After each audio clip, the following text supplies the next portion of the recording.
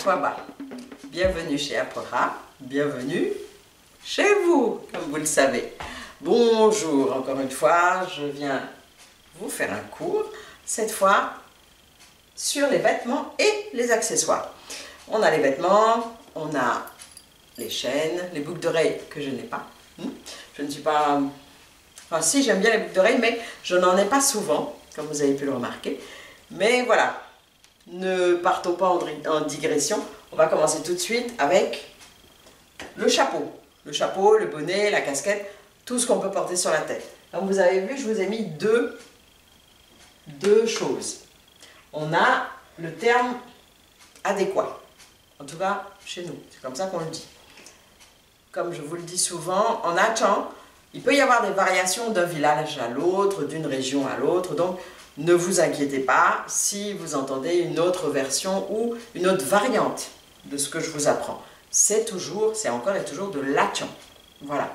Donc, je disais, pour le chapeau, le bonnet, la casquette, tout ce qu'on peut avoir au-dessus de la tête, ça se dit Aporo. Aporo. Bonnet, casquette, haut de forme, voilà, tout ce qu'on veut. Aporo. Il y a aussi un terme générique qu'on peut utiliser quand on ne veut pas spécifier ou quand on ne sait pas exactement ce que c'est. Ça arrive des fois. Un béret un peu déformé ou quelque chose. Là, on utilise un terme que j'ai appelé générique. C'est un terme non spécifique. Et là, on dit Aïe obu hen. Exemple. Imu pro hen. Là, il porte un chapeau. On a utilisé le terme akporo. Je reviens au terme générique, 2 secondes. Voilà. Je disais, on a un terme générique pour dire chapeau, bonnet. Aïe obu hen. Si on dissèque la petite phrase, aïe, c'est la chose. Obu hen, c'est la chose qu'on porte sur la tête. Donc, c'est pour vous dire, ce n'est absolument pas spécifique. Ça veut dire que c'est quelque chose qu'on porte sur la tête. Une espèce de sur la tête. Mais voilà, on sait très bien que c'est en général un chapeau, une casquette, quelque chose. Donc ça se dit apro. L'exemple, je reviens cette fois à l'exemple. Un exemple qui dit, il a mis un chapeau, il porte un chapeau. Voilà, il porte un chapeau. Imu pro hen. Vous voyez, il n'y a pas le A de apro. C'est pro sans le A. Parce que quand on parle, on met ce terme-là dans une phrase, comme souvent en Achan, il perd le A. Donc, imu pro hen. Il porte un chapeau. Voilà. Ensuite, les boucles d'oreilles. Les boucles d'oreilles, injamei. J'aurais dû en porter aujourd'hui, mais je n'y ai pas pensé. Donc, injamei. Injamei, c'est l'oreille. Injamei, la chose qu'on porte aux oreilles. Voilà. Donc, en clair, des boucles d'oreilles. Ensuite, on a les lunettes. C'est un terme générique. Aïe odome. Voilà. Nemei odome. Voici mes lunettes. Mei odome. Mes lunettes. Terme générique, c'est aïe odome, ça veut dire ce qu'on porte devant les yeux. Les miroirs qu'on porte devant les yeux. À peu près, c'est à peu près ça. Mais voilà, ayodome, c'est les miroirs qu'on porte devant les yeux. Si on veut traduire ça trivialement, on va dire. Ensuite, on a le bracelet. Le bracelet, ça se dit mbro. Mbro. Mbro. On avale le M. Mbro. Voilà. Bracelet, mbro. Bague. Là, j'en ai une. Batiba. Une bague. Une batiba. Le bracelet, une bro. La bague, une batiba. Une batiba. J'ai mis le B, mais c'est un BM, une batiba. C'est pas vraiment une batiba, c'est une batiba. C'est le M.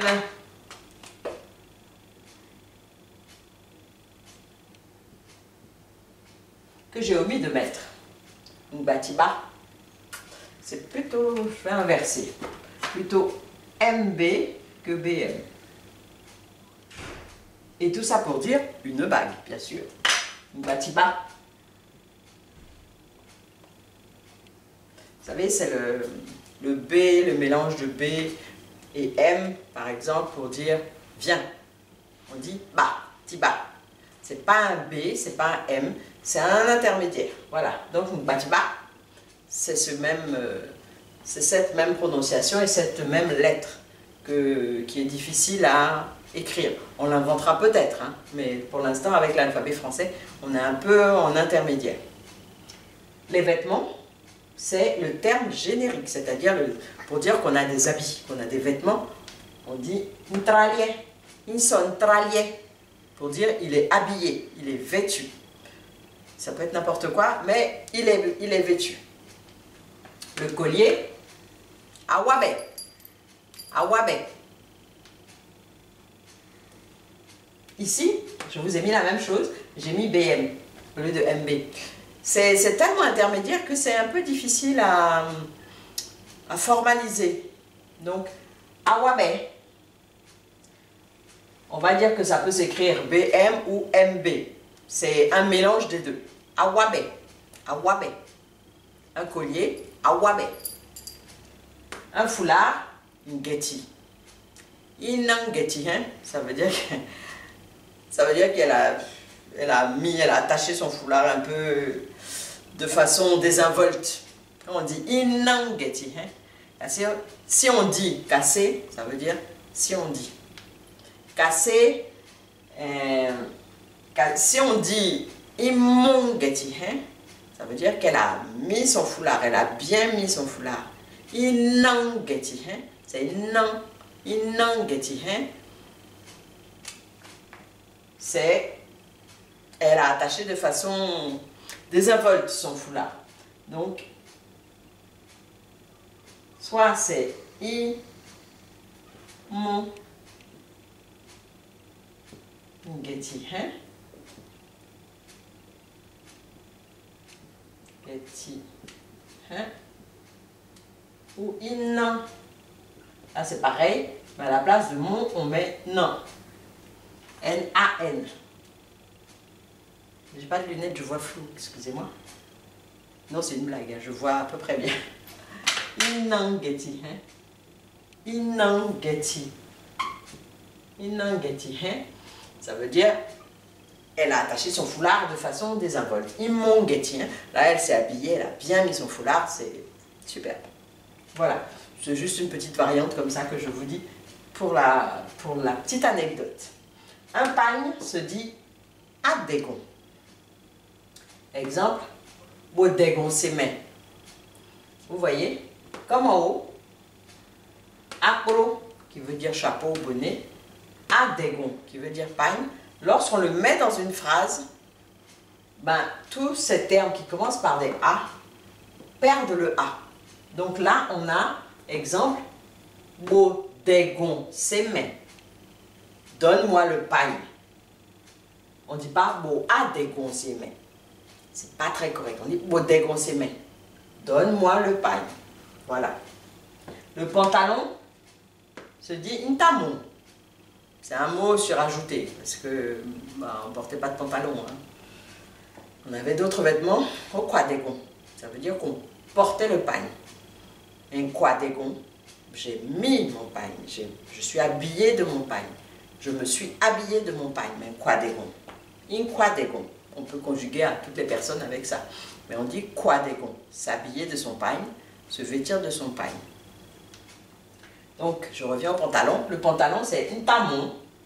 J'ai un terme générique, toujours, c'est-à-dire un terme non spécifique, vraiment. C'est une traliette. Le bas du vêtement. Le bas de vêtement.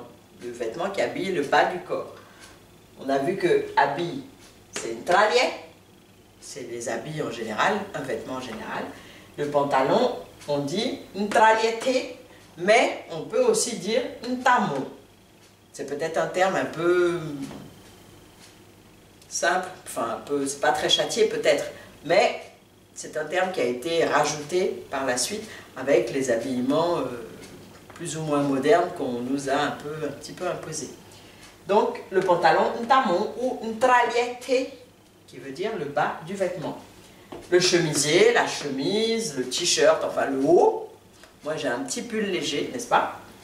On l'appelle ntralieto.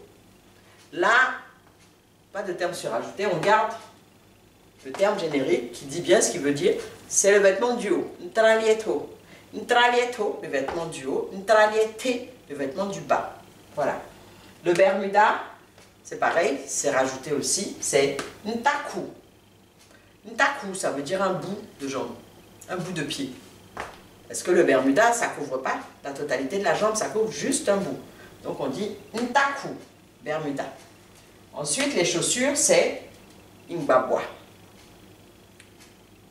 J'ai mis des chaussures, on dit mehagbabwa.